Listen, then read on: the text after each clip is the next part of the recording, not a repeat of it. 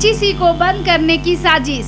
HEC बचाओ मजदूर संघर्ष समिति द्वारा आयोजित राजभवन मार्च के समर्थन में इंडिया गठबंधन के साथियों द्वारा 14 सितंबर की पूर्व संध्या 13 सितंबर को संध्या 3 बजे धुरवा बस स्टैंड में एक नुक्कड़ सभा का आयोजन किया गया है। साथ ही पूरे धुरवा क्षेत्र में मोटरसाइकिल जुलूस निकालकर लोगों को राजभवन चलने का आग्रह किया गया।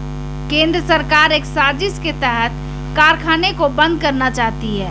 यहां कार्यरत कर्मचारियों को पिछले 18 माह से वेतन भुगतान नहीं किया गया, जबकि एचईसी ने जब जब देश को जरूरत हुई है, देश की रक्षा से लेकर विज्ञान के क्षेत्र में भारत की पहचान बनाने में अहम भूमिका निभाई है। इन तमाम मुद्दों को लेकर यह धरना प्रदर्शन राजभवन के समक्ष मजदूर संगठन और इंडिया गठबंधन के लोगों द्वारा सामूहिक रूप से किया जा रहा है। यह जानकारी रांची जिला राजद के अध्यक्ष धर्मेंद्र महतो एवं कांग्रेस के धुरवा प्रखंड के अध्यक्ष रंजन यादव ने दी है। करना पड़ जाएगा, इसीलिए सभी से अपील है कि कल राजभवन पर धरना का प्रदर्शन का आयोजन किया गया है। आप तमाम लोगों से अनुरोध होगा, हरसेर बस्ती की झोपड़ी के तमाम लोगों से अनुरोध और अपील है कि कल जो है सुबह 10 आकर अपने एकता का परिचय दें और राजभवन मार्च करने का काम करें। भवन पर चलने की तैयारी करें। इसके लिए 9 बजे सुबह 9 बजे सुबह के 9 बजे आप सेक्टर 3 गोल चक्कर मार्च करें। एचईसी को बचाने के लिए एचईसी के तमाम कर्मचारी हो, दुकानदार हो, सारे लोग एचईसी और एचईसी परिसर बचाने की लड़ाई आज हम लोग शुरू कर रहे हैं और 14 तारीख को राजभवन पर हम लोग मार्च करेंगे। आप जान लीजिए कि जिस तरह से अगर एक कारखाना बिका और प्राइवेट हाथों में गया तो आप देख लीजिए कि प्राइवेट हाथों में जाने वाला कारखाना अभी जिस जगह पर रेलवे को दिया वहां के तमाम कॉलोनियों को साफ कर दिया। अंबानी के हाथ में चुनाव के बाद इसको बेच देने की साजिश मोदी सरकार ने किया है। हमें वार्निंग देने आए हैं कि समय पर चलिए, नहीं तो आपकी दुर्गति होने वाली है। और जितने भी दुकानदार से लेकर के सब बना करके रह रहे हैं, वो प्राइवेट मालिक एक एक चीज को खोज करके निकाल लेगा। आप सुरक्षित तभी हैं जब एचईसी का एंगल में मिलेगा। आपका उधार खाया है वो कहाँ से देगा, उसको पिटने से भी नहीं निकल सकता है। आज मजदूर अपना पीएफ तमाम चीजों को लेकर के खा गए। अब आपको और अपनी गहना बेचने की नौबत है। कल आपसे भी उधार दुकानदार भाइयों से खाए होंगे, आप साफ तरफ से नहीं मानते होंगे, क्योंकि बहुत दिनों से आपके साथ खाया है, पिया है, रहा है। लेकिन आप ये ज्यादा दिन तक नहीं चल सकता, इसलिए एचईसी जब तक चलेगा आपकी तमाम दुकानें और सारी चीज सुरक्षित है और सरकारी क्षेत्र में है। जैसे प्राइवेट मालिक होगा वो आप जमीन से लेकर के दखल तक को निकाल बाहर करेगा। आप जब एक कारखाना का गठन हुआ था, पंडित नेहरू ने इस कारखाने के गठन के साथ ही कहा था और देश में को कारखाने के आजादी के बाद हुआ। पंडित नेहरू ने क्या कहा था, ये कारखाना जो हम आधारशिला रख रहे हैं, देश का मंदिर, मस्जिद और गिरजा गुरुद्वारा है और इसको बचा करके रखो, यही देश को चलाएगा। आज हमने चांद पर भेजा और मोदी जी फोटो खिंचवाते हैं, भाजपा वाले बेशरम के कुतुब मीनार है और वो जरा सा भी तक नहीं आ रही है, भाजपा कर रहे हैं। जब एचईसी ही नहीं रहेगा तो भाजपा का भाट क्या बन करके करोगे। आज एचईसी का सवाल है, एचईसी पूरे परिवार चाहे झुग्गी झोपड़ी में रहते हो, चाहे आप मोबाइल दुकान बना के रहते हो, ये जब सरकारी बनेगा, जब प्राइवेट देगा, आपको एक चीज नहीं छोड़ेगा। ये हम वार्निंग देकर के जा रहे हैं। इसलिए लड़ाई केवल मजदूरों की तनख्वाह की नहीं है, एचईसी में तमाम बाहर के लोग आए हुए यहाँ के लोग बना करके रखते घड़ी उनकी सारी झोपड़ी उजाड़ी जाएगी। वहाँ लिटिल हाउस बना, आपको सारी चीजों को उजाड़ दिया, उसी तरह से सब उजाड़े जाओगे पारी। राजधानी आकर के एचईसी का स्मार्ट सिटी का शिलान्यास, एचईसी का सत्यानाश करके रख दिया। हम उसी वक्त में बोले थे ये स्मार्ट सिटी बड़े लोगों को बना रहा है। इस तरह से आप ये नोट कर रहे हैं कि कल 14 तारीख को हम आपसे अपील करेंगे कि आप आधे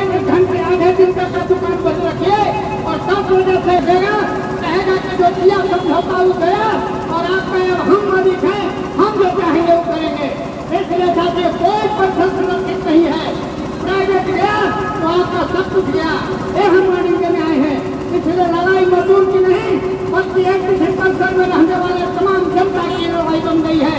और एनटीसी को बचाओ और नहीं तो मोदी को यहाँ से जिला कर दो। और अगर भाजपा को लगा करके करते हैं उनको कहो कि पहले एनटीसी बचा के आओ तो बोलो और नहीं तो यहाँ से विदा हो जाओ। आज आपको साथियों आपको आश्चर्य होगा कि एनटीसी में वेतन के लिए और किस तरह से इस कारखाने को केंद्र सरकार एक साजिश के तहत बंद करने जा रही है। साथियों एनटीसी को जैसे एक व्यक्ति को गर्दन दबाया जाता है उसी तरह से स्थिति कर दिया है। एनटीसी का अपना जो बैंक गारंटी था उसको भी बंद कर दिया। अपना संसाधन का उपयोग करके अपना जमीन को हटा के और इस कारखाना को चलाना चाहता था वो भी और रोक लगा दिया। एनटीसी को पैकेज की बात है तो पैकेज भी देना नहीं चाहता है। तो हर तरह से इतने बड़े जो मदर इंडस्ट्री है जो इतने लोग का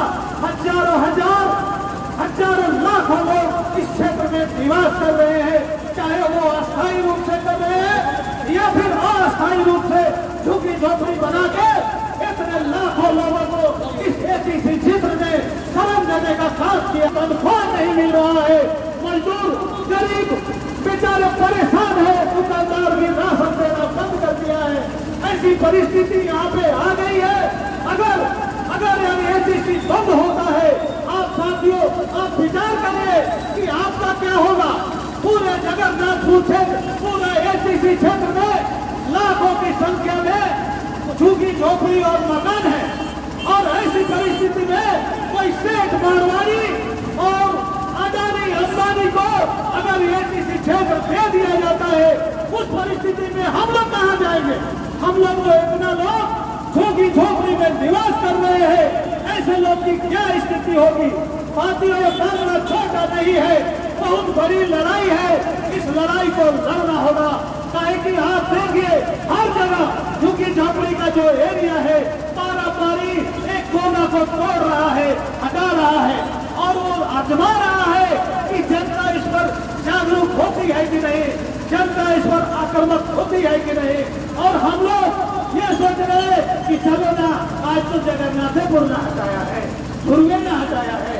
इस तरह से करते करते ये पूरा एनटीसी क्षेत्र को ये अमीर के हाथों में बेच के यहाँ के पूंजीपतियों के हाथ में बेच देगा और कारखाना को बंद कर देगा। ऐसी परिस्थिति हमारी स्थिति बहुत ही बुरा होगी।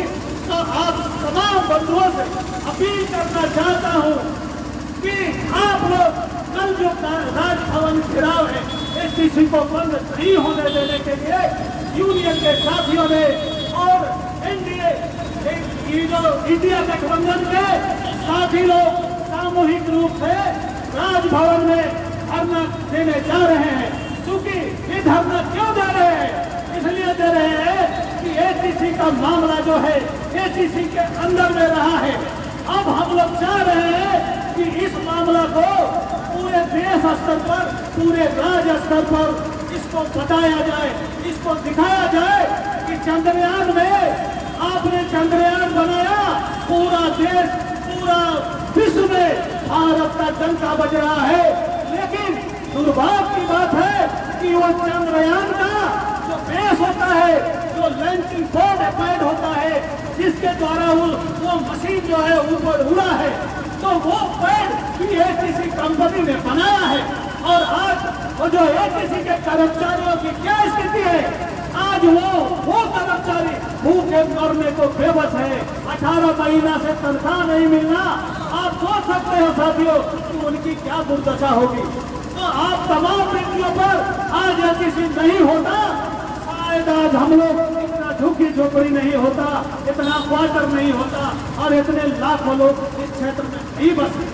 तो साथियों बहुत इम्तिहान की घड़ी है। इस घड़ी में ये कोई राजनीतिक मामला नहीं है, कोई कांग्रेस का, राष्ट्रीय जनता दल का और कोई अन्य दलों का मामला नहीं है।